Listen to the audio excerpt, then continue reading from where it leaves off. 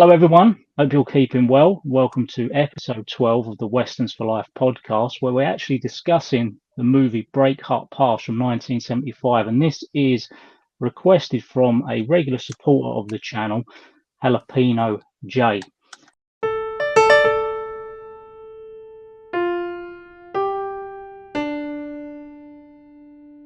The plot.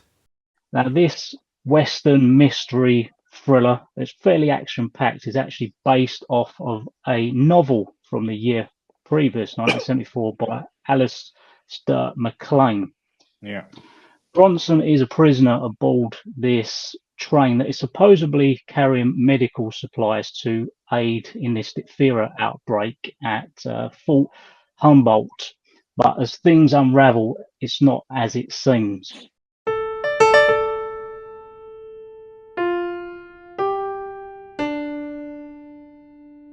The characters. So we're going to jump into the cast to start with, and the leading man, the ever brilliant Charles Bronson. So firstly, what more can I say about Charles Bronson, what we haven't covered in live streams before? I absolutely love him. Stellar career right from early on in Machine Gun Kelly. Love his work in Cannon and even his TV work. I think he's truly one of the greats. And obviously, my co-host Jeff, one on Bronson, I would imagine, has plenty great stuff to say too. Oh yeah, absolutely. Yeah, I love Bronson. Yeah, I remember when I was in my teens, 13, 14, whatever. I was just starting to get into his films. I was like, why have I never heard of this guy before? Never seen his movies before. He was so underrated. Hence why when I did my channel, I named it 101 Bronson. Sort of, with the thought in mind, like I want to bring a bit of spotlight to Charles Bronson. Yeah, no, he's fantastic, and yeah, in this movie he does what he does best. He's silent but deadly, as he usually is. Nothing but great words to say about Bronson. He's one of my favorite tough guy movie actors. Put him right up there with Clint and the likes of Steve McQueen and people like that. He's definitely up there in that group for me. I love Bronson. Redundant to say because I'm 101 Bronson again, but yeah, absolutely love the guy. He can't do no wrong for me. Yeah, Breakheart Pass. I actually, before I was really kind of like in my teens and became a movie fan, I do recall watching Breakheart Pass or various clips of, especially the bit on the top of the train, the express train, and also Death Hunt was kind of like an early.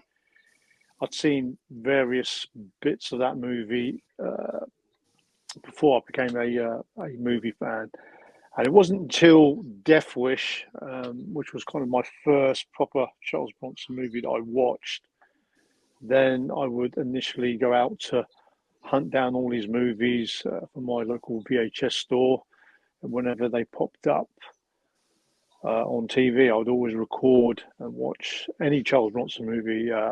Definitely one of my favourite actors, tough guy action star. And Breakheart Pass, decent movie. His role as John Deacon or John Murray, whatever you want to call him in this movie.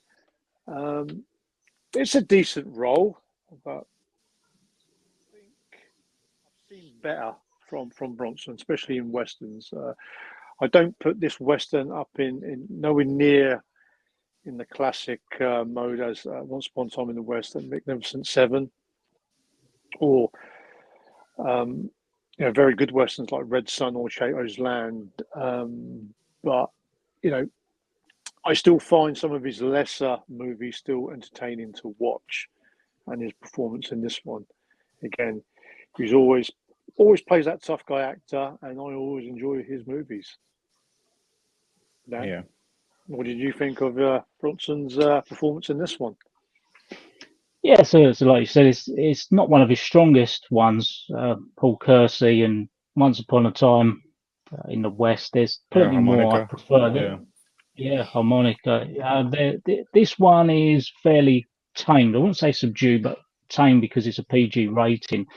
But what I will say is solid role, but he's backed up by a fantastic cast when we move on to Ben Johnson as Marshall Pierce, who's a real tough, hardened veteran of the screen, former tough guy, many collaborations with John Ford and in some pretty much iconic westerns over the years.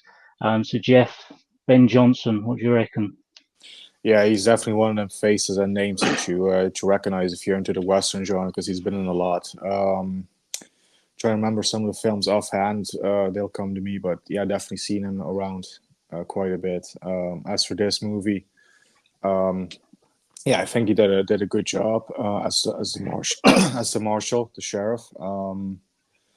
Yeah, he definitely as a commanding screen presence when he's in the scene. He definitely had, radiates the presence of of a lawman. He does that very good. Yeah, I think he did a good job in this one. Sort of as the film goes on, he has less and less to do a little bit. But there is, of course, some twists reveals, with some characters. But certainly in the beginning, he's someone to look out for. He's someone that stands out for sure. So yeah, I like his performance in this one. How would you, Carlos? Ben Johnson, yeah, as always, he's reliable. He doesn't always show his charisma. He normally plays a similar sort of role. Like Jeff said, he's been in quite a few westerns. Will Penny, he was in that one with the same director, Tom Gries, who directed this movie. The Wild Bunch, obviously, which is another one that he was in, a favourite of mine. Also, quite a few Steve McQueen movies. He popped up in Junior Bonner and The Getaway. He played the bad guy in that one. But yeah, decent actor. I actually, when I was kind of read his profile on Wikipedia, I did not know he was actually a kind of rodeo cowboy champion, which really does explain why Ben Johnson was in so many westerns, and he always looked comfortable riding on a horse. And they said he was an expert in horse handling. Yeah, credible actor, and he was an Academy Award winner from 1970, early 1970s for the movie The Last Picture Show, which is one I don't think I've seen, but yeah, like I say, he's a good actor who pops up and kind of always works well with a kind of like a leading male actor, and always quite reliable, Ben Johnson. Dan, what did you think? Yeah, I'd have to agree with that. I'd say he's in loads and loads of westerns. Collaboration with John Ford, doing stunts for the likes of, I think, Gary Cooper, James Stewart, John Wayne. I mostly remember him in, I'm sure it's Chisholm. But yeah, he's a great face. Yeah. He's one of them, I'm sure when we get to like episode 30, 40 of this, he's going to pop up a hell of a lot more in the classic westerns. Then we move on to Richard Crenna as Governor Richard Fairchild, which I'm sorry to say, even though he's fantastic, I can't picture him as anyone else other than Troutman from the Rambo films. The first time I ever see him, I just can't. I've got other westerns which he's in because he's been in a fair few and other films, but it's just Troutman all the time. What do you reckon, Jeff? Yeah, same for me. It's hard for me to pull him away from the character of Colonel Troutman in the Rambo trilogy of the 80s. First Blood Part 2 and Rambo 3. Yeah, for me, he's always going to be Troutman, no matter if he pops up in this one or the Sand Pebbles with Steve McQueen. I think he's in that as well. Seen him in quite a few. So, and of course, he parodied his Troutman role in Hot Shots Part 2. He'll always be Troutman to me. But having said that, he still has a great screen presence. He has a great voice. as he demonstrates so well in the Rambo films when he pops up, "I'll come to get my boy," and stuff like that. When he says, "Yeah, we're not talking about First Blood, but some of the lines there are definitely memorable." For this one, not really memorable lines from his part in this one, but it's definitely, again, it's great to see him, and I do think he does a good job with the role. He definitely belongs here with this all-star cast, because there's a lot of great names in this cast. Yeah, and it's great to see Richard Crenna. I absolutely love him. How about you, Carlos? I think, like most people, we first watched Richard Crenna in the Rambo movies, where he was quite noticeable for playing Colonel Troutman. So literally any movie that he pops up, which was later in his career or early in his career, we'll like to sort of say it's nice to see him in a movie, because he was an actor who didn't really appear in that many movies. If you look down the line of his career, it was maybe a movie or two a year. You didn't get that much from Richard Crenna. And I always enjoy watching him. I mean, he's actually a better actor than he actually looks, because he's been in a couple of good sort of decent dramas, the erotic thriller Body Heat with William Hurt and Kathleen Turner. He was good in that one. And also Table for Five with John Voight, which they're kind of more dramatic drama movies. But he can do comedy, like Jeff said. He did sort of he was in Hot Shots Part 2, where he was Colonel Troutman in that one again, and so he has got some variation in his career, other than just popping up in the Rambo movies and playing Troutman. But out of all the characters in this movie, I probably enjoyed watching his performance as the Governor Fairchild in this one, because you can't figure him out. He does look is he on the good side of the law, or is he shady? And when he pops up with Jill Island, they just don't look like a proper couple. But I thought he was very good in this one, Richard Crenna. And he'd been in a few westerns. He was in the Yul Brynner western Cat Low, which I've seen many, many years ago. So I can't really elaborate on how big a part he had in that one. And he was also in a kind of like a Euro western, A Man Called Noon, which I do have in my collection, but have not seen. I must confess. But yeah, Richard Crenna, I thought was very, very good in Breakheart Pass. Yeah. As I say, I'm not going to take anything away from him. He's always going to be Troutman to me. But then two westerns you've mentioned, Carlos, especially A Man Called Noon, and when watching that, despite again in a western, I can't get Troutman out of my head. It's one of them characters that I suppose you always will gravitate to what he played.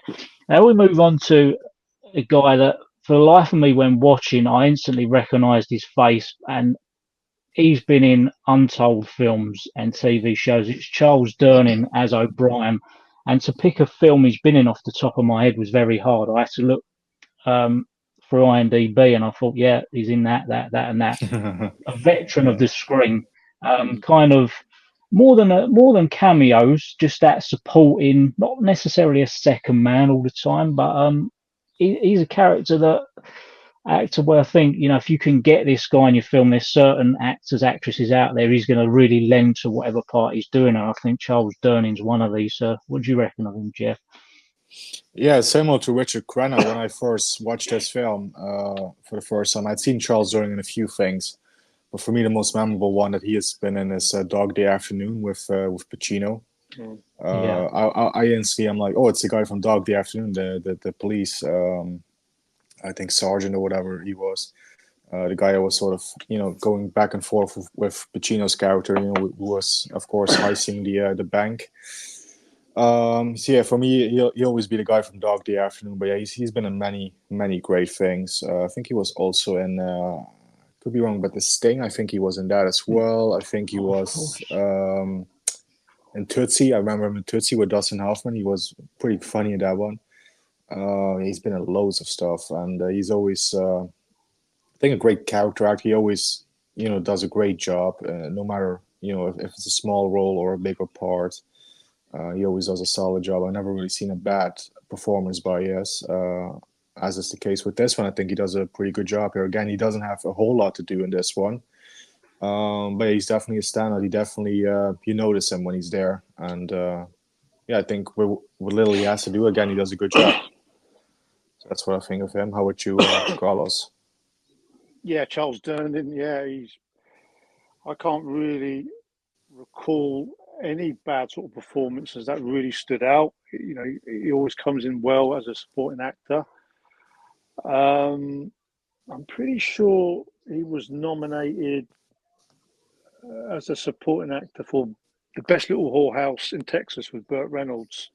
Oh, Yeah, but Comedy in the early '80s. I think that was '82, and I'm pretty sure he might have been nominated also again for a supporting actor, but I don't think he actually won the Academy Award. But I mean, that just shows you the quality going into this movie with the strong cast yeah, of actors. And obviously, when you see the lineup, it does make you want to watch the movie with this great cast. Yeah, Charles Durnin, another one who's reliable, who done a load of movies in the '70s. Bit parts, supporting acting roles, and he always added credibility to each movie. Very very good actor. yeah, I'd agree with that. I actually forgot about Dog Day Afternoon, Jeff, when you said Mm. about that. I mean, that's quite a frequent role throughout it in a great Mm. movie. And Yeah. yeah, Best Little Whorehouse in Texas with Dolly Parton as well. Oh yeah, I Dolly would Parton. Yeah, register that. But Yeah. yeah, a guy in yeah. untold films.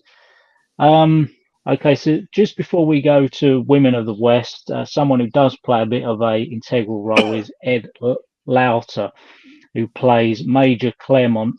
Now, if like us, you've seen this, you may be watching this film unawares of what's about to unfold, and you may think, "Oh, this guy is going to be one of the main culprits here because he's quite well known for being a bit of a bastard in many films." Mm. And off the top of my head, the only other one where he's kind of more the hero is a Death Wish 3. So to kind of see him in this film, not quite what I was expecting, I'll leave it as that, was really quite good because I always do enjoy Ed Lauter in a film, a very recognisable face for sure, who definitely Yeah. lends very well to a villainous role. Over to you, Jeff. Yeah, Ed Lauder. You say Lauder, I say Lauder. Yeah, no, he's definitely a recognizable face, recognizable actor. For me, the first thing I saw him in was the A Team. He had a guest starring role in 2 episodes of the A Team as different characters. The A Team did a lot of recastings, actors playing different characters. Yeah, I remember, I think in season 1, he played a good guy. He played a sheriff in this town where Hannibal and BA, I think BA got hurt. And I remember him in that. That was a good first introduction. And in season 2, towards the end, he played a villain. He played a baddie. And he played sort of an equal of the A Team because he has his own team, a bit of an equal of Hannibal. He's great in that. And then obviously I've seen him in all the Bronson films. I think in total there's 4 of them. This was the first one, and then they collaborate on The White Buffalo, and then there was Death Hunt, and then of course the aforementioned Death Wish 3.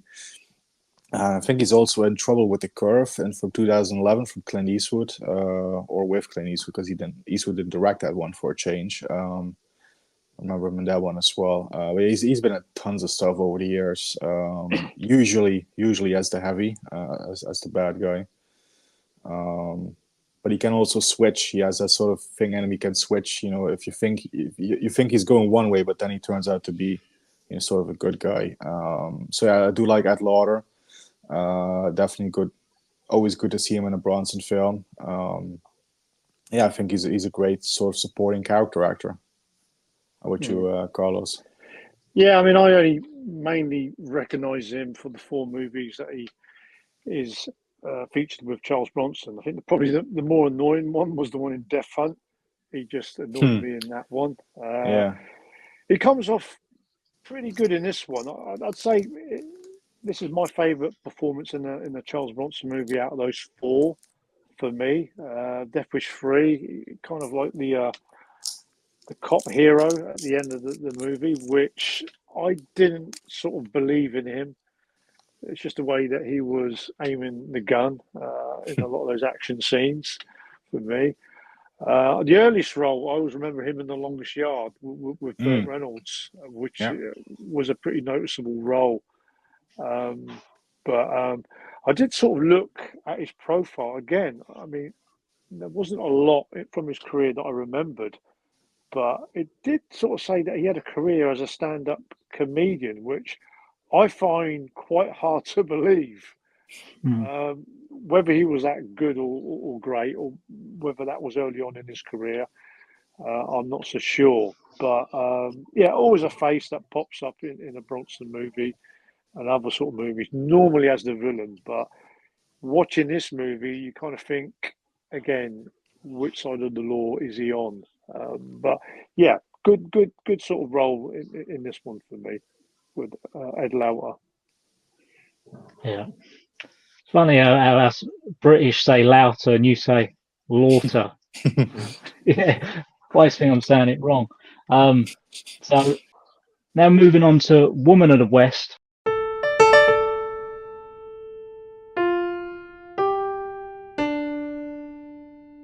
Women of the West. which is Charles Bronson's real wife and appeared in how many films was it, Jeff? You know off the top of your head, surely. 16. But a few of them were non-speaking, sort of in the background part, but 16 films in total. Yeah, I counted 16 as well. Yeah. So yeah, she plays Marcia in this film, who not sure how I feel about it. In a lot of I wouldn't say a lot, but a lot of the collaboration work with Charles Bronson, she's the parts needed, but this one's kind of like it may be just wedged in there to have a female damsel in distress. And don't get me wrong, I personally think she's absolutely gorgeous, but this one's not needed. And there's certain other films she becomes a little irritating in, and she's not in it enough for a woman of the West, but she's got to be mentioned. What do you reckon, Jeff? Yeah, Jill Ireland. Yeah, she definitely was in 16 films or appeared in 16 films with her husband Charles Bronson, of course, at the time. I think as early as Twinkie, I think, is when she first appeared in a Bronson film, or it might be even Villa Rights before that. Forgot the order of the films, of the release dates correctly. I think Villa Rights was the first one. So that's all the way back in 68. 60s. Yeah, 68. I mean, she obviously appeared in The Mechanic, Death Wish 2, From Noon Till 3, a lot of films with Bronson. I would say the best performance of hers and the best collaboration would be in From Noon Till 3. I think they really have a great on-screen chemistry, obviously, as they were husband and wife. Obviously, that helped. I think they're absolutely fantastic and very fun to watch in that film in particular. Violent City is another good one with her in it. Eurocrime film by Sergio Solima. And Telly Savalas in that one as well. And this one, I sort of was left thinking when I watched it, like, was she really necessary in this one? It felt more like this was just, hey, you want me to do this movie? You got to bring Jill on board, sort of thing. Like Bronson said that to the producer or whatever. She was also in Breakout by the same director in the same year, actually. I think that was also 75. That's a better pairing of the two. I'd say that's a better Jill Ireland performance of that year, and the Bronson film was in Breakout. For this one, she's there. She's okay. That's about it, really, for Jill Ireland, this one, for me. Yeah, Jill Ireland. I do have a kind of love-hate relationship whenever I see her in a Bronson movie. She either is good to look at or just annoying to see in a movie. At the same time, some movies, like Dan says, is she really necessary? I think she slots in this movie without coming across as being overused. I will say that she didn't annoy me in this movie as Marcia. No, she wasn't annoying. Yeah, true. So I kind of thought she was okay in it. I mean,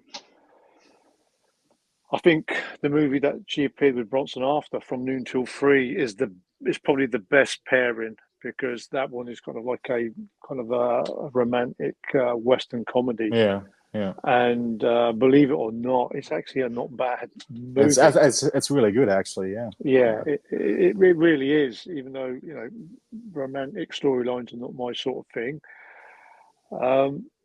But this one, she's okay. I mean, if we look at her looks wise, I thought she was absolutely stunning in Violent City. But the most annoying movies that she appeared with Bronson would probably be Assassination, and probably Love and Bullets, even though she overdoes like the kind of the American Yeah, the bimbo accent. Southern Belle accent. Yeah, Yeah, it was kind of yeah, overdone to the point where every time she spoke, her voice just made you sort of shriek mm, with hate. But she's passable in this without doing too much yeah. for me. Yeah. Move on to director.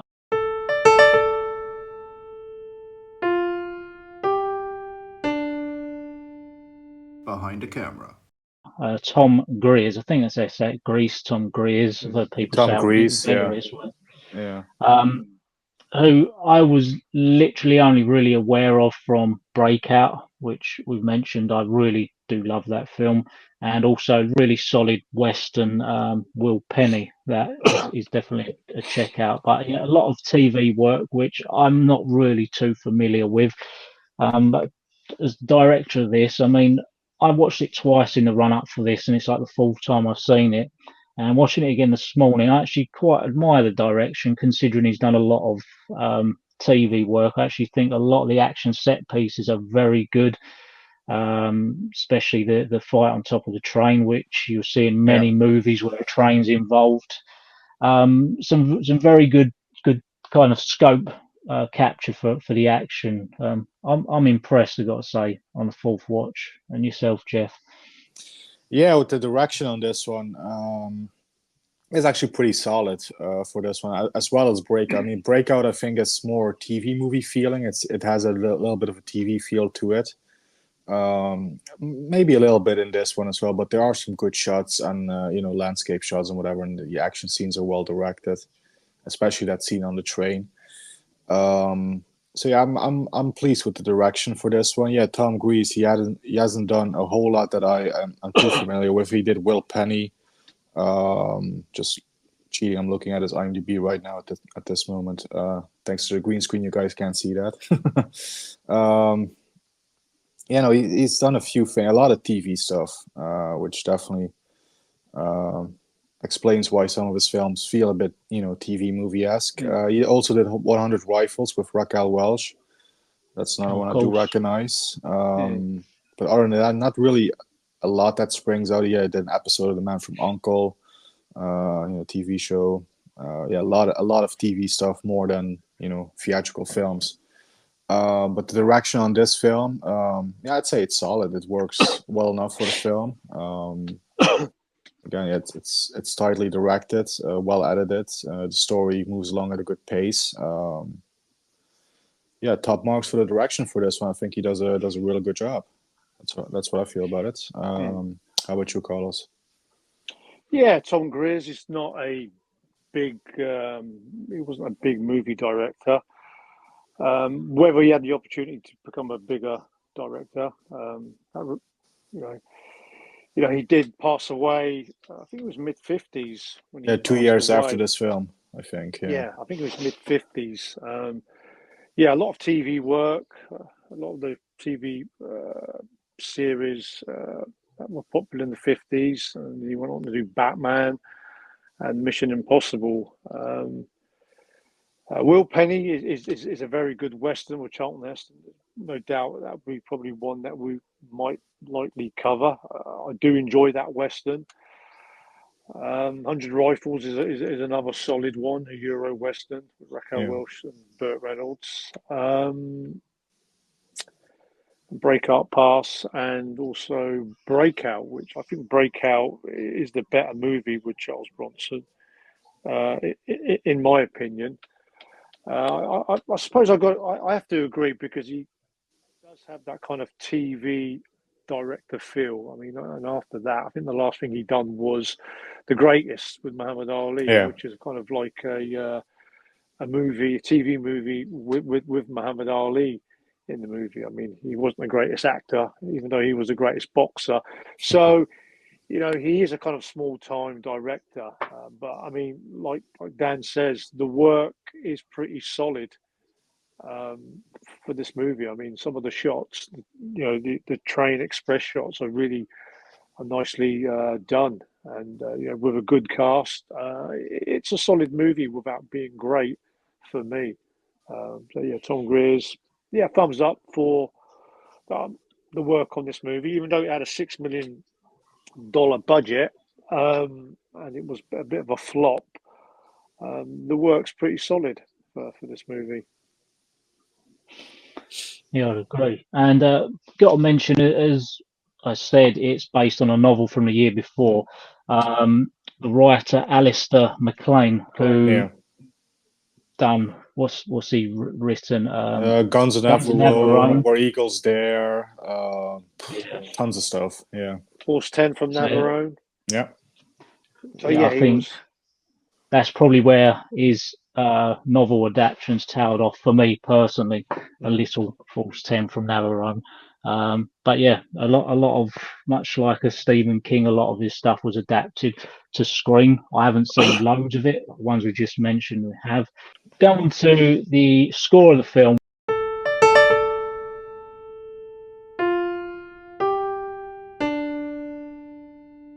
The music. which only really has a main theme throughout, which, got to say, is a very good, catchy theme by the legendary Jerry Goldsmith, which, his work just spans decades of just real greatness. He's one of the greats. So, Jeff, what do you reckon on the main score for this film? Yeah, so the score itself is serviceable and it really fits the film. It has a good catchy main theme. The main theme, I think, is the best part of the score. Right from the opening credits, it definitely sort of pulls you in, I guess. And so if it's like, oh, cool, this is going to be a nice little adventure, mystery western. It has a good main theme. I do like the main theme a lot. But yeah, Jerry Goldsmith. Absolute legend. There's so many scores of his that I absolutely love so much, and I listen to a lot on Spotify and whatever. I mean, obviously, again, just like the gentleman downstairs there, Richard Crenna, another Rambo connection, because of course Jerry Goldsmith did the scores for the Rambo films of the 80s as well, and also movies like Total Recall, Basic Instinct. There's another film, Under Fire, with was that Nick Nolte? Yeah, Nick Nolte. Yeah, that's a good score as well. So many great ones. This one, it might not be the best Jerry Goldsmith score, but it's one that sticks with you. I mean, the main theme definitely is a memorable one again. So yeah, Jerry Goldsmith, he definitely deserves a mention. But yeah, it's not the most memorable score of his overall, I would say. How would you, Carlos? It's catchy. I think it fits the movie, especially for the moving train scenes. I get it. It's a really good one. Like I say, he's very experienced for supplying a lot of music and soundtracks and scores for many great movies. This one, yeah, I agree with Jeff. It's not the greatest Western theme out there. It wouldn't be, in many people's lists, but it's a worthy one, and it's even though it does pop up quite a few times during the movie, it's catchy, and I didn't mind the main theme. I thought it was a decent one from Jerry Goldsmith. Yeah. Yeah.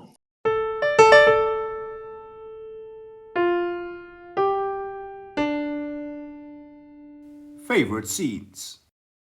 Now moving on to our favourite scenes of this movie, and as I said, previous, there's some really good action set pieces in here, and I can name quite a few.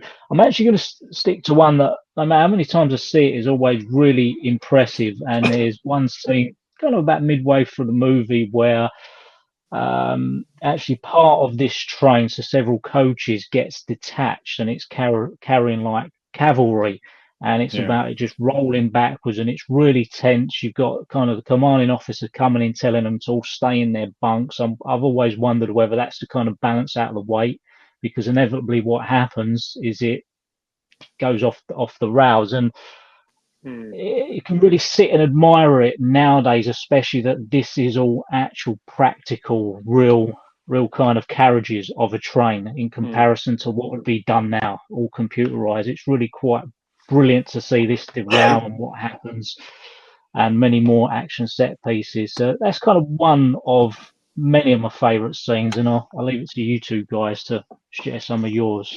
Thank you, Jeff. Yeah, I'll have to go myself. I mean, there's a few, like you said, but I'm gonna have to go with the fight on top of the train. I just love that stuff in films. Especially trains at high speed. I mean, there's something to it. I really love it. I mean, films like Under Siege 2, Octopussy, Skyfall. Obviously, a couple of Bond films. They had some action scenes on the train. Even Sean Connery did it in the first great train robbery, which I think is a few years after this one. But I just love action on top of a train, and I think this one was a really good one.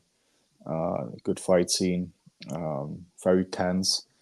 So yeah, I'll definitely go with that one. That's the one that I'm going to stick with for this one. So over to you, Carlos. I do enjoy that scene because Deacon is actually fighting for his life on top of that train with the character name Carlos the Cook. Yeah, which I had a chuckle at on that. And actually, the guy who actually played Carlos the Cook, I don't know if you guys know, was Archie Moore.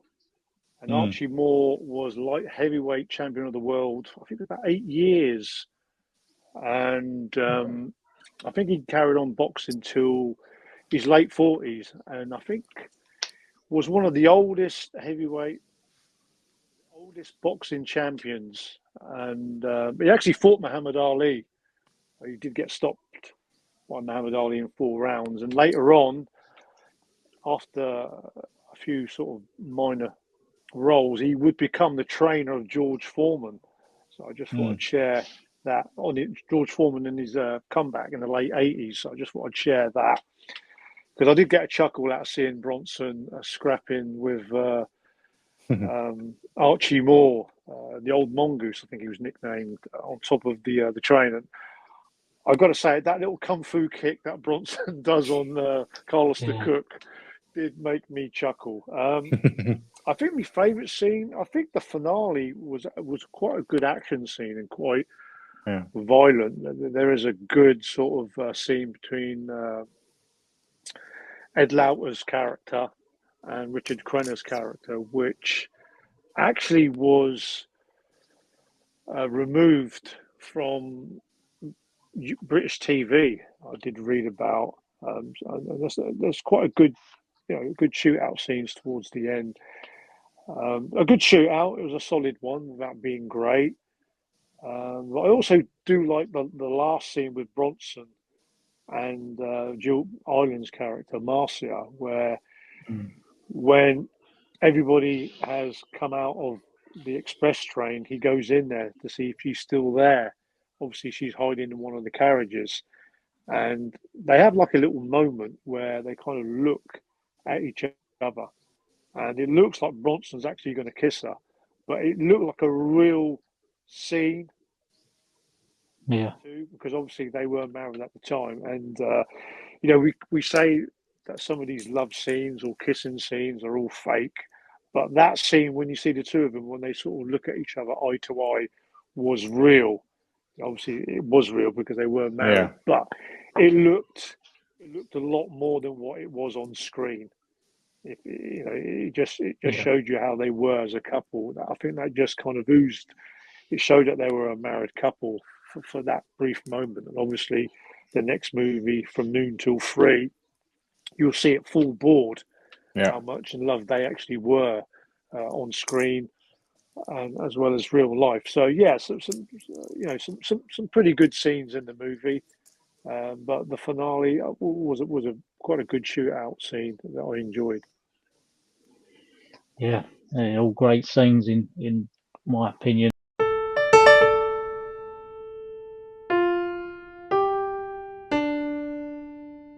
The review roundup.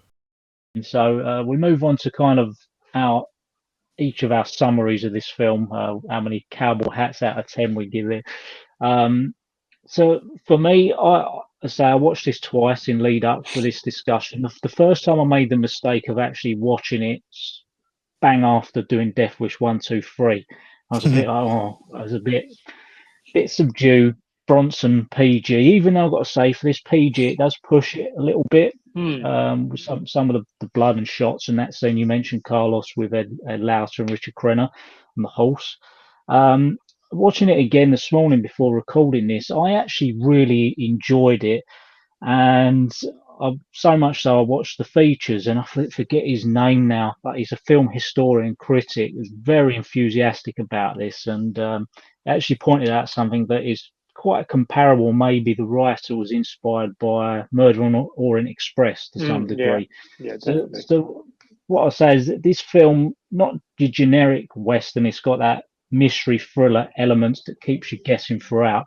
And it does move at a very fast pace. It's one of them that you really got to concentrate throughout. I say there's some good twists and turns, very good action set pieces. And as I say, coming from a mainly TV director, I think he's done a fantastic job. So on this rewatch, I'm going to really recommend this for a 95 minute movie and give it a very solid 7 cowboy hats out of 10. A very convincing, very kind of powerhouse veteran cast driven film as well.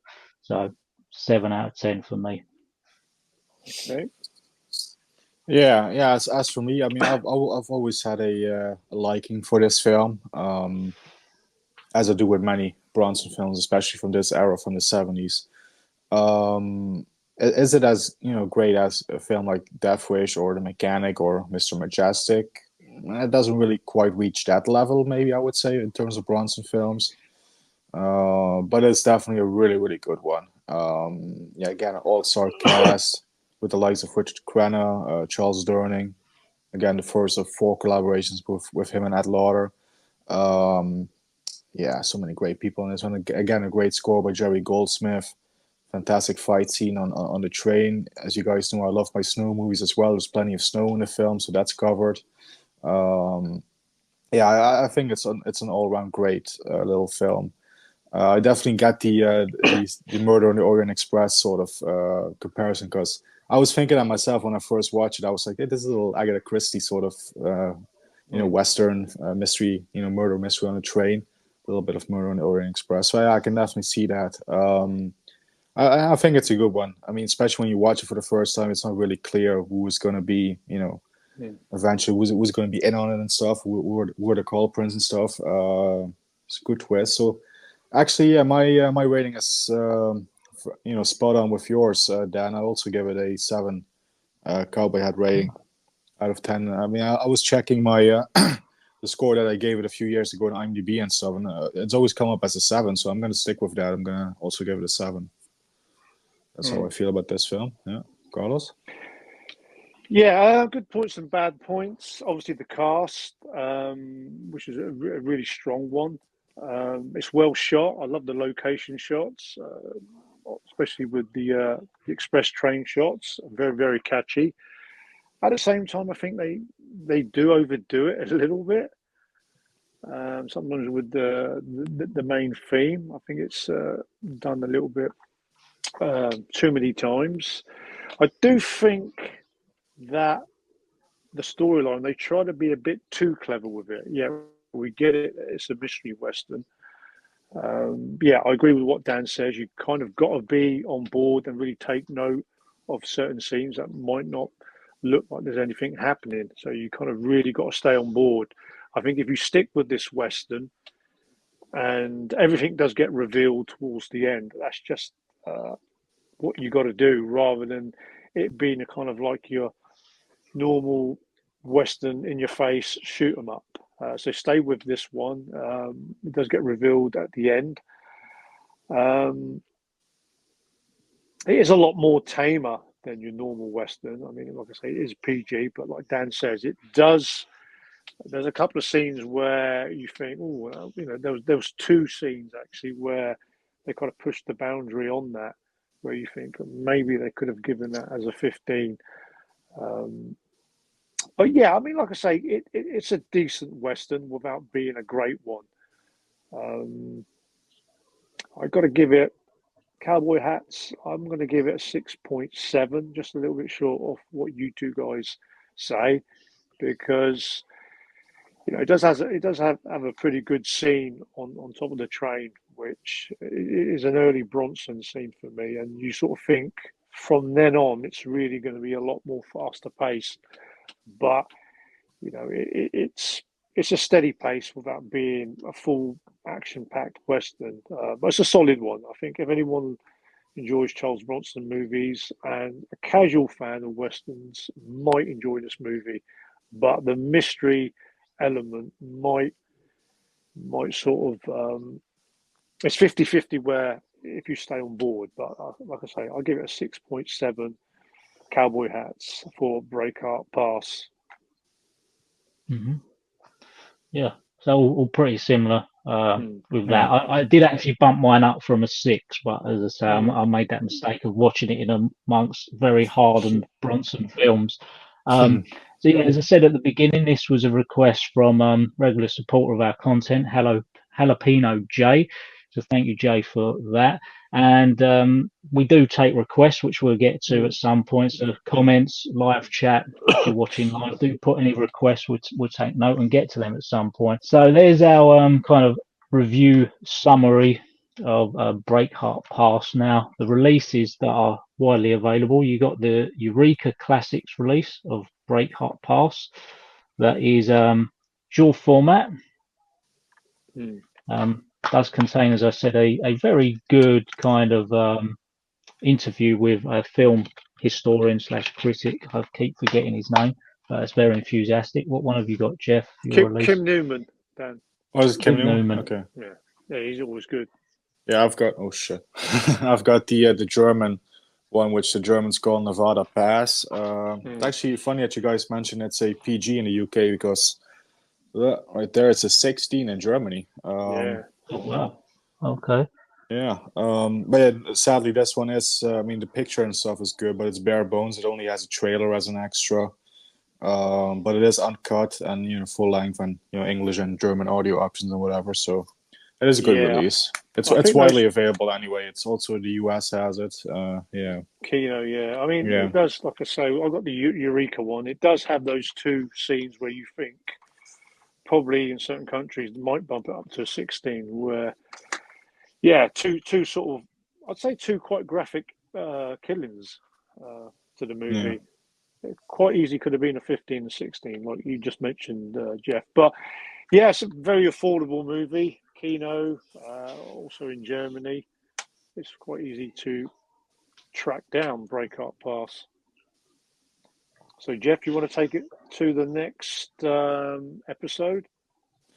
Yeah, sure. Yeah, so for episode 13, I picked a again European Western. Some would put this under the spaghetti Western bracket, but there's also French involvement. So I would say it's more Euro than just pure spaghetti. But it's definitely a great one for the people that watch all three of our channels and stuff. I recently did a ranking of my top 40 spaghetti Westerns. Spoilers, this one is on it, so I love this one a lot. But I've picked 1968's, sure this correctly, Cemetery Without Crosses, starring Robert Hussein and Michel Mercier. At least that's how I pronounce it anyway. Probably butchered it, but which is a great little Western, very underrated. And I'm very much looking forward to talking about that one. I know it's another one of our regular supporters, Leslie, formerly known as The Good, the Bad, the Okay, now known as Reverend Nada. I know it's one of his favorites. So So yeah, looking forward to discussing this one on the next episode, Cemetery Without Crosses. And again, we're also available for those that haven't been that aren't awake yet, the ones that aren't aware of the news yet. We're also on different platforms, Spotify, Apple Podcasts, all over the place. Really, just type it into your Google search engine or Yahoo or whatever. Type in the Westerns for Life podcast. Will come up on different sites and platforms and all that good stuff. And of course, we'll always be here on YouTube as well, on Dan's Movie Cave, Dan's channel. And that's where you can find us. Great stuff. So with all that being said, thanks everyone for tuning in for another episode of the Westerns for Life podcast. We will hopefully be airing these every 2 weeks, Sundays at 7 p.m. UK times. So with that being said, thanks for watching everyone, and we shall be back with episode 13 in 2 weeks time, Sunday evenings UK time, 7 p.m. usually. Anyway, thanks for watching, and we shall see you all soon. Adios, amigos. Westerns Take for care. life. Westerns for life.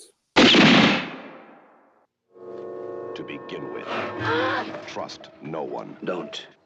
And believe half of what you see. Because nothing is as it appears. And nobody is who they seem to be. He needs what? Now, from the master of action, suspense, and surprises, Charles Bronson in Alistair McLean's Breakheart Pass. All that lies between Fort Humboldt and the nearest town is 400 miles of frozen desolation, connected by a thin lifeline of steel. And all that lies between the men of Fort Humboldt and death are the people on this train. But are the people on this train on a mission of mercy or murder? Nobody heard anything, nobody saw anything. Nobody knows anything. The deacon is right. Dr. Molyneux was murdered. Looks like somebody knocked him out, stuck a thin surgical probe up under his ribs. I can't find the Reverend. Telegraph line to Myrtle no longer works. Someone is trying to stop this train. Oh my God! Hey, we're going backwards.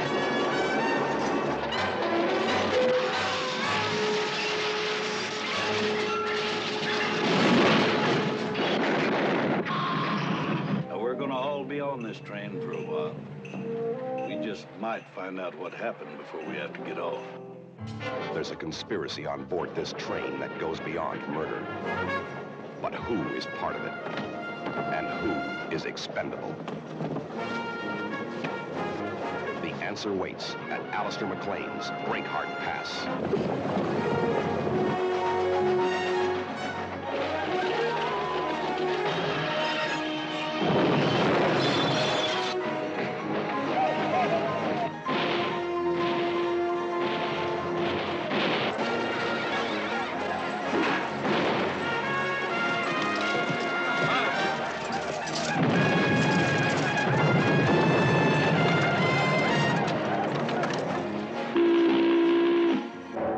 Trust no one, and believe half of what you see. Because nothing is as it appears, and nobody is who they seem to be. He told us what he's not, but not what he is.